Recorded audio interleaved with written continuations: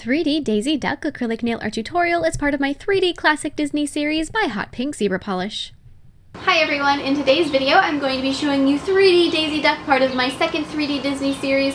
So for this one it is going to be Daisy, obviously, and so if you missed any of the other ones from before, definitely check the description box to see what else is available. There's Mickey, Minnie Mouse, and then there's also Goofy and Donald Duck. And tomorrow I'll be uploading Pluto, so check back for that one if you're interested, and don't forget to click subscribe to my future videos as well.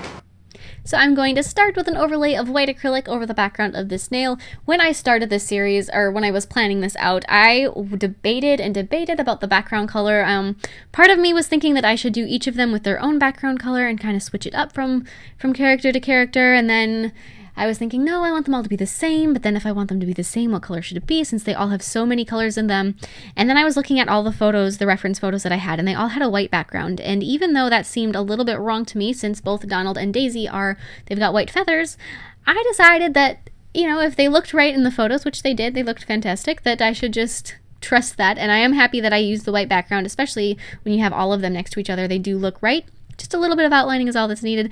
And so I have the layer of white acrylic, then clear, and now I'm going to be filing it with my e-file. And I started out with a pretty coarse bit, and I'm just going to go through and make sure that everything is shaped properly, kind of bring in the sides a little bit, make sure that the nail looks nice and elegant and thin. And then I'm going to take a finer bit and just go over the top of the entire thing to get rid of any scratches. This is one of my favorite steps. Even when I'm hand filing, I always buff my nails because there are so many little scratches that you don't even necessarily think that you see or that are important, especially if you're adding a layer of gel sealer, which I am doing now. But as you go and as you continue on with this, there's these little things that they kind of show, and it's harder to sculpt on top of because even though you can't really see them, they kind of still affect your work later on. So now that I have got that cured and it's all set, I first added a circle of white pretty much in the center of the nail for her head, just a basic circle. That's the really beautiful thing about Disney characters, is they all break down really easy into simple shapes. It's one of those things that you might not be able to see immediately, but as you look at them, they've all got, you know, basic shapes. They either start with a circle or an oval, and if you can figure out that first shape to get with these characters, it's pretty simple to build upon that, and you just keep adding little bits and pieces until you have the entire character done. So then after I have her head, I'm going to go through and I'm going to be adding her beak. And like I said before, it's just adding bits and pieces to characters to build them, and you just have to start at the beginning.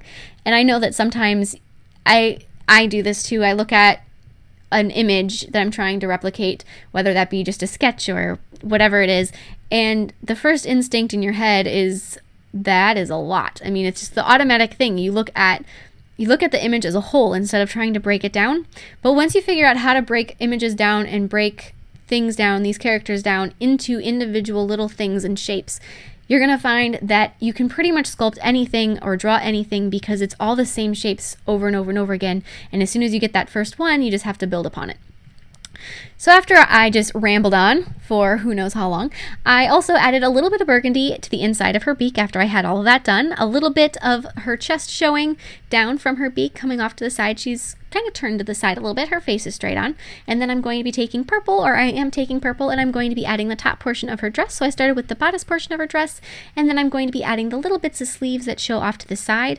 And her sleeves have like a poof and then a cuff. So first I sculpted out the poof, and then I sort of carved out the cuff around from inside of that, and then add just the teensiest bit of wing that sticks out from the bottom of her sleeves. There's not very much there. There's just like a little hint. Now, depending on how large you're sculpting these characters or how much nail you have available, like if this was a thumbnail and it was larger instead of this one's a ring nail, you might have more space to work on these, so you might end up with a little bit more character showing.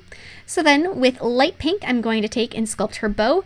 And all of these Disney characters, 3 of them have bows: Donald, Daisy, and Minnie Mouse. They've all got the same style of bow. So you just sculpt that nice triangle and then pull in on the center just to create that little indent, and then add a circle in the center. They're very easy to sculpt.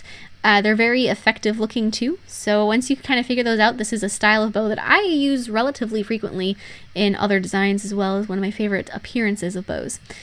And so then with light blue, I'm going to be adding her eyes, and her eyes are light blue because all of her feathers are white. So in order for them to show up, they do really need to be a different color, but use the palest blue acrylic that you have. I know this one, On here it almost doesn't even show up, but it is light blue.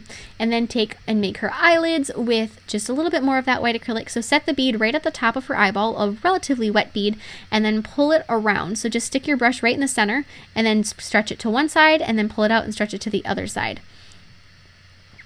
Just like that. I'm going a little bit more to the other side because there wasn't quite enough acrylic on that one to go all the way around.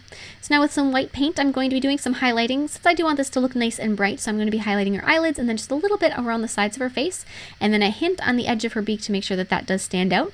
And then I'm going to be doing all the rest of the details with black outlines. So I'm going to start with her pupils and then go through and just find a place to begin. I always start with eyes, and I'm going to be doing all of the outlines here, and especially on Daisy, or on Donald and Daisy, since they've got that really white background, you can take and you can just, if any of these outlines get a little too thick around her eyes and her face, you can fix them up with just a little bit of white paint and nobody will ever know. The other thing with Daisy that you need to add comparatively to most of the other characters besides Minnie is that she also needs to have really long eyelashes. So don't forget to add those, and I'm going to be doing all the outlining everywhere else. And I do highly recommend looking at a reference photo to sculpt any of these characters or any characters at all, whether it be my design, if you're going to be replicating it just like mine, or any of the other photos that you find on the internet. But just make sure that you do have something to look at to make sure that you are doing things correctly. And that is it. This is so adorable. I really like the colors on Daisy, especially the pinks and the purples. That's kind of what I gravitate towards in general. So I really like using those colors. So I hope you like this, and please share recreations with me on Facebook and Instagram. I would love to see them, and I will see you in my next video. Bye!